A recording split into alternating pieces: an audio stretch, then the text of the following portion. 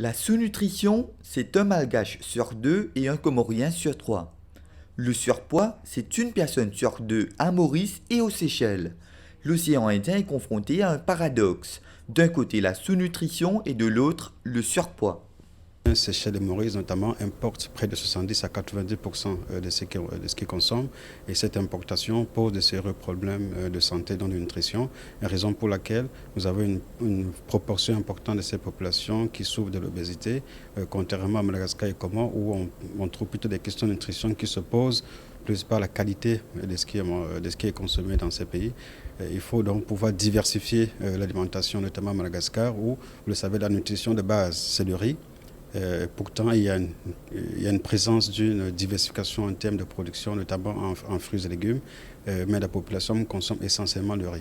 Pour résoudre ce problème, la COI et la FAO ont élaboré le programme régional de sécurité alimentaire et nutritionnelle. Je pense que l'opportunité que ce programme donne, c'est pouvoir échanger les expériences et les pratiques de différents pays pour pouvoir répondre à ces défis. Les différences de problématiques ne sont pas tout à fait exclues, tout au contraire, elles permettent de pouvoir les intégrer et de voir comment, dans le cadre de la Commission de l'océan Indien, répondre donc aux défis auxquels sont confrontés ces pays. We are here now to look at how can we work together, bring all the sectors together, because nutrition is not just about one sector. It is not about health or agriculture. Nutrition is multisectoral, it cuts across all the sectors. That's why you see here representatives from the ministries of trade, from education, from fisheries, from health. Ce programme est très vaste et sur plusieurs axes participe à chercher des solutions dans les différents axes où des problèmes se posent. Nous avons participé. Par exemple, ça va se dérouler au mois d'août, une activité qui a eu quelques succès à Madagascar, à l'île Rodrigue. Le vrai problème qui se pose, c'est la pêche dans le lagon, où on constate une baisse considérable de stock de poissons dans le lagon. Pourquoi ? Parce qu'il y a de la surpêche, il n'y a pas suffisamment d'éducation. C'est la raison pour laquelle nous débutons au mois d'août ici une nouvelle activité, on va tester les résultats, qui est de fermer le lagon pendant une période donnée. Donc sur l'ensemble de l'île, nous allons fermer le lagon sur une période de 2 mois. Et pour donner le temps de reproduction dans le lagon. Ça s'est fait à Rodrigue, notamment pour la pêche aux ourites. Vous savez qu'il y a les piqueuses d'ourites. Et avec des résultats spectaculaires. Quand on a ouvert le lagon 3 mois après, les pêcheurs d'ourites ont fait des pêches qui sont 3-4 fois supérieures à ce qu'ils faisaient auparavant. Ce programme nécessitera un investissement conséquent. C'est la COI qui mobilisera les bailleurs de fonds. Le programme tel qu'élaboré nécessitera un budget d'environ 150 millions de dollars. Mais ce qu'il faut comprendre, c'est qu'en dehors de ce budget qui est spécifique au programme, il y a déjà un certain nombre d'investissements qui est fait par les différents partenaires dans les pays.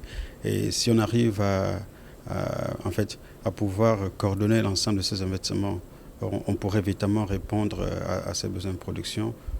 La Grande Île a le potentiel d'être le grenier de l'océan Indien, mais les problèmes politiques ruinent cette ambition.